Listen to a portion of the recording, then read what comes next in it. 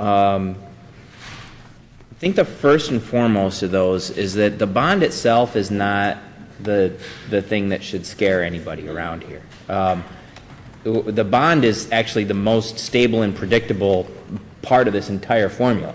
We're going to borrow this much money at this much interest rate, and our payments are going to be this, and we're going to have that schedule.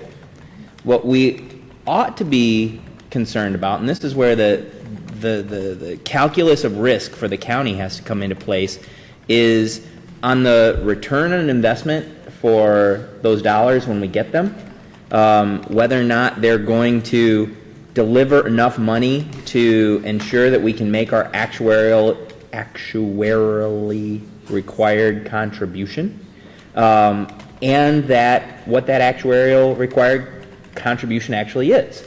So if that contribution for, say we cure cancer in 5 years and people suddenly live 15 or 20 years longer, that's going to skew the actuarial report dramatically, and we will not have prepared for that with this bonding.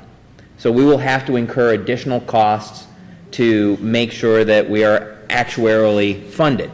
Now, we're going to incur those costs even if we don't bond. That's the other thing. So the bonding in and of itself is not really the issue. It's a good, smart, stabilizing plan. What the administrator has presented to us as a rationale for doing this is to make sure that we have as much predictability in our budget as possible. There are lots of things in this that we don't control. We don't control the market. We don't control how long people are going to live. So we're going to have to deal with those variables. But we have to deal with those variables one way or the other. To pick up on something that Dan Smith was saying, the other sort of risk tolerance question is that issue about the house, right? So taking that analogy, if my mortgage is at 3% and I could get cash for if I can get $200,000 for my house at 3%, and I could invest it in the market and earn 6%, why wouldn't I do that? Well, the question is quite simply, how much risk are you willing to tolerate? Plain and simple. And that's the question before us right now. So if we're comfortable with the history, the 10-year history of and we can go back more than 10 years. We can go ask WERS and VEBA for, Vernie, you started the VEBA. Is it 30 years now?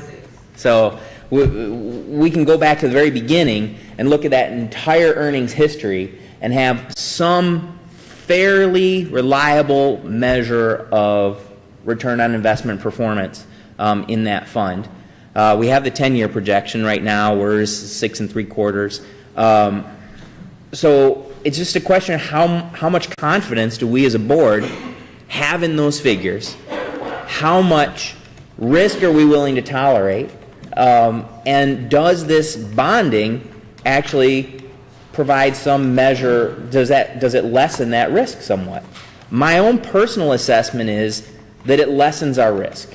That if the volatility in those actuarial numbers may arise, the market performance may shift up or down, but at the very least, if we bond for the liabilities in this closed plan, we have a foundation that we're working from, and then we're just dealing with the volatility on the difference as opposed to the whole if we leave it in the existing system.